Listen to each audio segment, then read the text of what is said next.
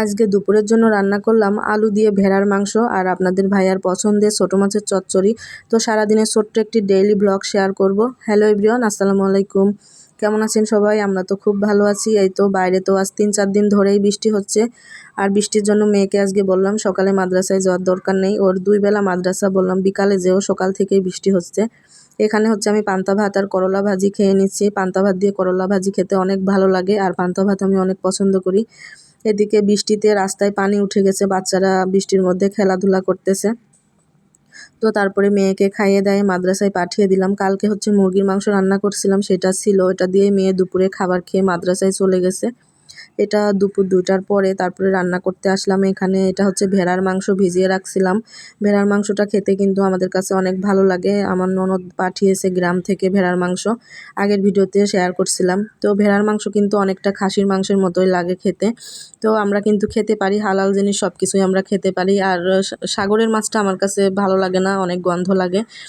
আর রান্নাঘরে পেঁয়াজ রসুন শেষ হয়ে গেছিলো, এই তো পেঁয়াজ রসুন নিয়ে চলে আসলাম। খাটের নিচে পেঁয়াজ রসুন রাখছিলাম, বাড়ি থেকে আসার সময় অনেকগুলা পেঁয়াজ রসুন নিয়ে আসছি। তো এখানে তো মশলা দিয়ে আমি এবার চচ্চড়ি হাতে মেখে বসিয়ে দিব। আর চচ্চড়িটা আপনাদের ভাই একটু বেশি পছন্দ করে, এই জন্য মাঝে মধ্যে রান্না করা হয়। এখানে হচ্ছে ভেড়ার মাংসটা আমি পিস পিস করে একটু কেটে নিব, একটু বড় বড় সাইজ ছিল।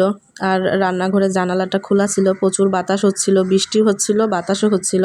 চুলাটা নিভেই যাবে এরকম একটা অবস্থা। আর চচ্চড়িটা বসিয়ে দিয়ে আমি মাংস রান্না করার জন্য সব কিছু কেটে নিয়েছি। এদিকে চচ্চড়ি রান্নাটাও কিন্তু আমার হয়ে গেছে। এই তো এখানে আমি পেঁয়াজ কেটে রাখছি আর মাংসটা ধুয়ে রেখে দিয়েছি।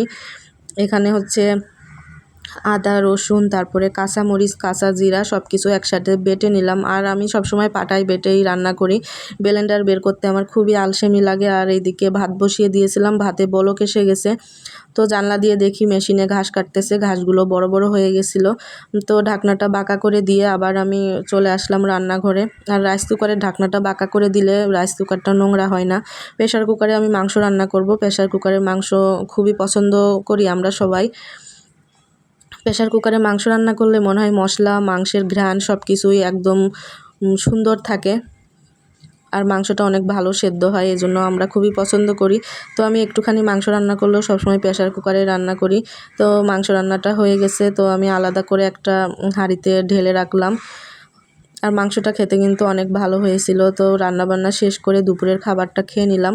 সকালে তো পান্তা ভাত খেয়েছিলাম, আর এই তো দুপুরে রান্নাবান্না করে খাবার খেয়ে নিলাম। আজকে দুপুরে রান্না করলাম ছোটো মাছ দিয়ে, মানে কচু আলু দিয়ে ছোটো মাছের চচ্চড়ি, আর এই তো আলু দিয়ে ভেড়ার মাংস। তারপরে খাওয়া দাওয়া শেষ করে বেলকনিতে এসে দেখি বাইরে প্রচুর পরিমাণে মেঘ লাগছে।